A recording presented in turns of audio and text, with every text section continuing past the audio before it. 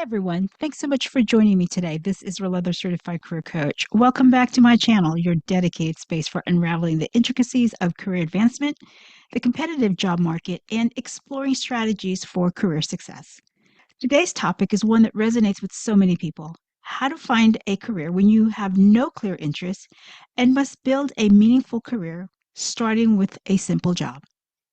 Stick with me for the next few minutes as we outline a proven plan and share examples of how you can transform routine tasks into valuable skills for long-term career success. Let's dive in. Let's break this down in phases. Let's start with phase one: self-assessment and exploration. The first step is understanding yourself. Now, this doesn't mean you need to have your dream career figured out. In fact, many of us don't. Instead, let's focus on identifying your strengths and skills.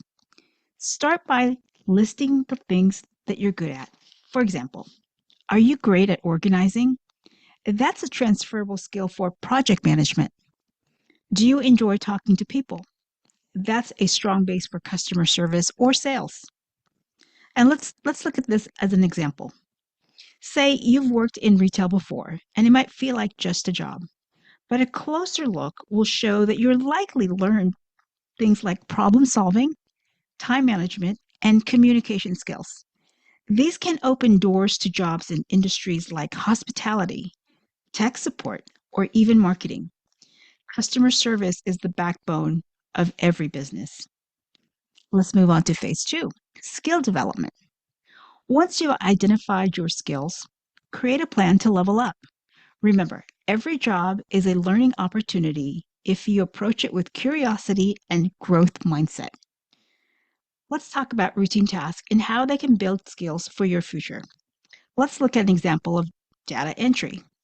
Imagine you're working as a temp at a job entering data onto spreadsheets.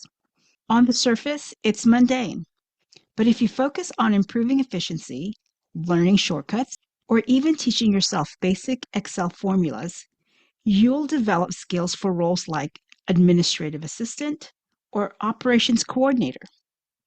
And in the long term, if you work on expanding your skills and knowledge in Excel, this path can look something like this: starting off in data entry, advancing your Excel sheets, and moving towards a role as a data analyst.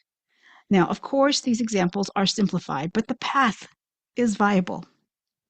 Let's look at another example: customer service. Maybe you're answering phones at a call center. Take every opportunity to practice conflict resolution, active listening, and building rapport with customers.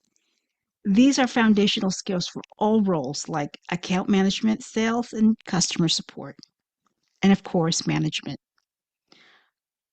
Both of those examples have strong possibilities, all from a simple job. Let's take a look at another example of someone who finds opportunity within their existing organization.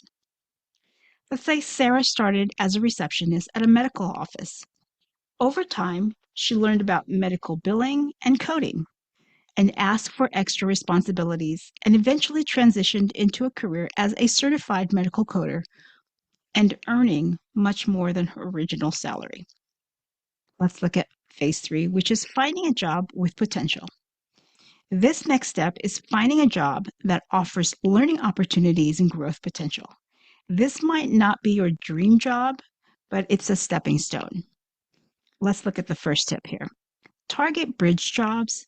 A bridge job is one that connects where you are now to where you want to be. For instance, let's say you're working in retail. That can transition into roles in supply chain or merchandising. And a food service job can lead to opportunities in hospitality or food and beverage management. Now, next is you're going to want to look for growth-oriented companies. Focus on companies that have an employee development path. These companies often advertise career growth in their job postings or have mentorship programs. Here's a tip. Use LinkedIn to research companies with strong growth cultures. And also, you can use Glassdoor to get insights from employee ratings.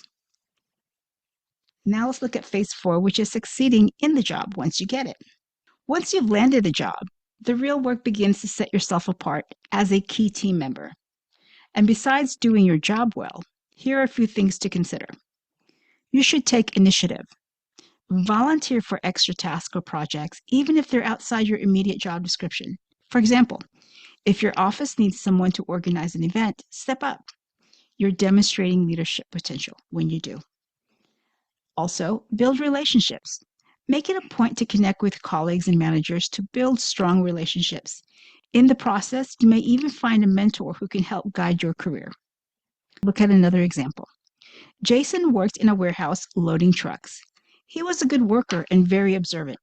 He identified areas where improvements could be made, and he started suggesting ways to optimize the loading process and soon got noticed by his manager. Eventually, this led to a promotion to a role as logistics coordinator, where he now supervises a team. Let's look at another step. Document achievements. Keep track of your accomplishments, such as improving efficiencies or training a new hire, and any recognition you receive for being a good employee. These acknowledgments of your good work will be invaluable for future applications, interviews, and reviews for promotions.